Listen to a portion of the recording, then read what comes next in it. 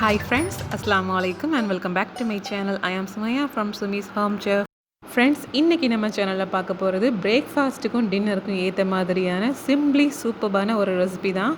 And இது கூட சாப்பிட்றதுக்கு பெருசாக குழம்பு எதுவுமே தேவையில்லை. ஜஸ்ட்டு மயோனைஸ் மட்டும் வச்சு கூட நம்ம சாப்பிட்டுக்கலாம். சூப்பராக இருக்கும் சாப்பிட்றதுக்கு. இப்போ இது எப்படி செய்கிறதுன்னு பார்க்கலாம். முதல்ல ஒரு சின்ன பவுலில் அரை கப் அளவுக்கு லுக்வார்ம் வாட்டர் எடுத்துக்கலாம். இப்போ இதில் 1 டீஸ்பூன் அளவுக்கு சுகர் சேர்த்து நல்லா கலந்து விட்டுக்கலாம். அடுத்ததாக இதில் 1 டீஸ்பூன் அளவுக்கு இன்ஸ்டன்ட் ஈஸ்ட் சேர்க்குறோம். ஸோ இதுவும் சேர்த்து லைட்டாக ஒரு வாட்டி கலந்து விட்டுட்டு இப்போ இதை அப்படியே மிக்ஸ் பண்ணி வச்சிடலாம். ஃபியூ மினிட்ஸ்க்கு அப்புறமா நாம் இப்போ மாவு பிசைய ஆரம்பிக்கலாம். அதாவது ஈஸ்ட் ஃபெர்மெண்டேஷன் ஆனதுக்கு அப்புறமா இப்போ நம்ம ஒரு பாத்திரத்தில் 1 கப்பு மைதா மாவும் 1/2 கப் அளவுக்கு கோதுமை மாவும் எடுத்திருக்கோம். இதில் இப்போ தேவையான அளவுக்கு சால்ட்டு சேர்த்துட்டு 2 டீஸ்பூன் அளவுக்கு உருக்கின வெண்ணெய் இல்லைனா நெய் சேர்த்துக்கலாம்.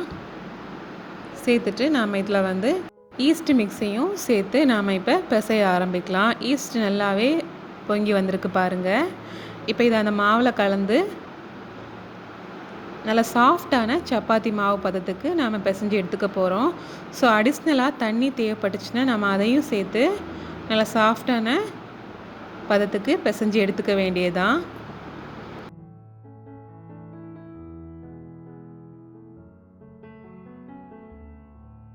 ஓரளவுக்கு இந்த மாதிரி பசஞ்சதுக்கு அப்புறமா நாம் இதில் 1 டேபிள் ஸ்பூன் ஆயில் மட்டும் சேர்த்து ஃபைனலாக ஒரு வாட்டி லைட்டாக இந்த மாதிரி பிசைஞ்சு விட்டுக்கலாம். இப்போ நாம் இதை அப்படியே ஒரு லிட்டை வச்சு மூடி வச்சுட்டு 1 மணி நேரம் நாம் அதை அப்படியே ரைஸ் ஆகிறதுக்கு விட்டுக்கலாம். ஸோ அது நல்லா ஒப்பி வந்ததுக்கப்புறமா டபுள் சைஸில் இதை நாம் பரத்த ஆரம்பிக்கலாம். ஸோ ஆஃப்டர் 1 ஹவருக்கு அப்புறமா நாம் இப்போ ஓப்பன் பண்ணி பார்க்கலாம். மாவு நல்லா உப்பி வந்திருக்குது. இப்போ இதை எடுத்து லைட்டாக ஒரு வாட்டி பிசைஞ்சு எடுத்துக்கலாம்.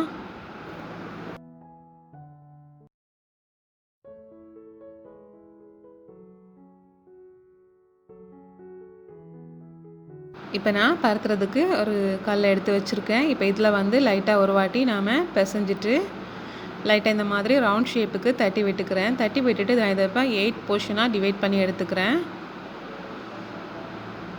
இந்த மாதிரி எடுத்துட்டு நாம் இப்போ ஒவ்வொரு போர்ஷனையும் சின்ன சின்ன பால்ஸாக நம்ம பரோட்டாலாம் பண்ணுவோம்ல அந்த மாதிரி சின்ன சின்ன பால்ஸாக உருட்டி எடுத்துக்கலாம். அதாவது இந்த மாதிரி லைட்டாக புஷ் பண்ணி இந்த மாதிரி ரோல் பண்ணி எடுத்துக்கோங்க. ஸோ இந்த மாதிரியே நாம் வெட்டி வச்சுருக்கக்கூடிய எல்லா பீசஸையும் பால்ஸ் போட்டு எடுத்துக்க வேண்டியதுதான்.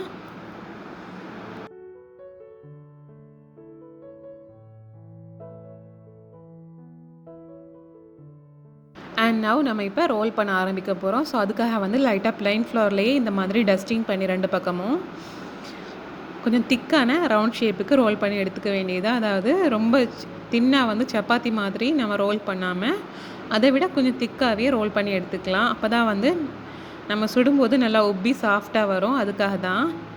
ஸோ இந்த மாதிரி நாம் பால்ஸ் போட்டு எடுத்து வச்சுருக்கக்கூடிய மாவு எல்லாத்தையும் ரோல் பண்ணி எடுத்துட்டு இப்போ நாம் சுட ஆரம்பிக்கலாம்.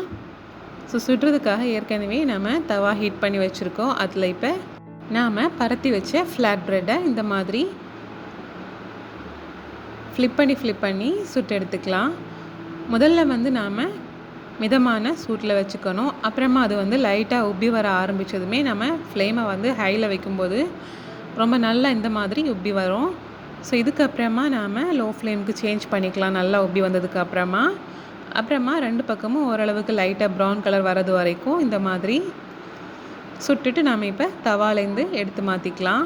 அவ்வளோதான். இப்போ நாம் இந்த மாதிரியே எல்லா ஃப்ளாட் ப்ரெட்டையும் சுட்டு எடுத்துக்கலாம்.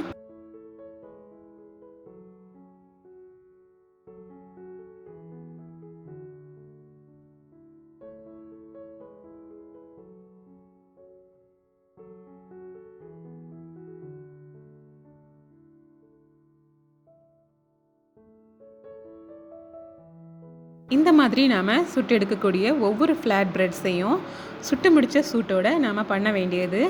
கொஞ்சமாக வெண்ணெயை மேலே அப்ளை பண்ணிக்கணும் எல்லா பக்கமும். அதாவது அந்த சூட்டில் மெல்ட் ஆகிறது மாதிரி இருக்கணும். ஸோ இந்த மாதிரி அப்ளை பண்ணிவிட்டு இதில் ரெட் சில்லி ஃப்ளேக்ஸ் போட போகிறோம். ஸோ இது நார்மல் வத்தல் மிளகாயை இந்த மாதிரி பொடிச்சு எடுத்தது தான். ஸோ இதை வந்து எல்லா பக்கமும் இந்த மாதிரி போட்டுட்டு அப்புறமா சாப்டு கொரியண்டர் லீவ்ஸும் போட்டு நாம் சர்வ் பண்ணிக்க வேண்டியதுதான். சூப்பராக இருக்கும். அதுலேயே காரம் வந்து சரியாக இருக்கிறதுனால நாம் இதை வெறும் மயோனைஸ் இல்லைனா தயிர் மட்டும் வச்சு கூட சாப்பிட்டுக்கலாம். அவ்வளோ சூப்பராக இருக்கும். ஸோ ஃப்ரெண்ட்ஸ், நீங்களும் மறக்காமல் ட்ரை பண்ணி பாருங்கள். ரொம்பவே சாஃப்டான சிம்பிளான ஒரு பிரேக்ஃபாஸ்ட்டு அண்ட் சாப்பிட்றதுக்கும் டேஸ்டியாக இருக்கும். ஸோ ஃப்ரெண்ட்ஸ், கண்டிப்பாக அவங்க எல்லாருக்கும் இந்த வீடியோ பிடிச்சிருக்குன்னு நம்புகிறேன். அப்படி பிடிச்சிருந்துச்சுன்னா வீடியோக்கு மறக்காமல் லைக் போடுங்க, ஷேர் பண்ணுங்கள், கமெண்ட் பண்ணுங்கள். இன்னும் இன்ட்ரெஸ்டிங்கான ரெசிபீஸ் பார்க்குறதுக்கு என்னோடய சேனலை மறக்காமல் சப்ஸ்கிரைப் பண்ணிக்கோங்க. இந்த நாள் இனிய நாளாக அமையட்டும். தேங்க்யூ ஸோ மச் ஃபார் வாட்சிங்.